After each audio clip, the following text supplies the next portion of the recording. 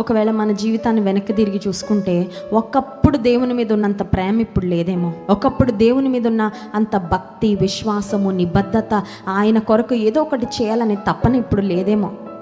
Root cause, మూలం ఏంటి అని ఒక్కసారి వెళ్తే ప్రేమ తగ్గిపోతే అన్నీ తగ్గిపోతాయి. చాలాసార్లు కొంతమంది కపుల్స్ మా దగ్గర కౌన్సిలింగ్కి వస్తూ ఉంటారు. అన్ని సమస్యలకి మూలం ఒకటే అండి, ప్రాబ్లం ఒకటే. అది రకరకాలైన విధానాల్లో అది బయటకు వస్తూ ఉంటుంది. ప్రాబ్లం ఏంటంటే ప్రేమ లేకపోతే అన్ని సమస్యలు అక్కడే స్టార్ట్ అవుతాయి. ప్రేమ ఉంటే ఎన్ని సమస్యలున్నా సర్దుకొని వెళ్ళిపోతూ ఉంటారు. ప్రేమహీనతే ప్రతి సమస్యకి ఒక పునాది అయిపోతుంది. ఇప్పుడు యేసుక్రీస్తు ప్రభువారి యొక్క సిలువని చూసినప్పుడు మనం అర్థం చేసుకోవాల్సింది దేవుని ప్రేమ అయితే, ఇప్పుడు యేసయ్య యొక్క ప్రార్థన ఏంటి? What was Christ's prayer?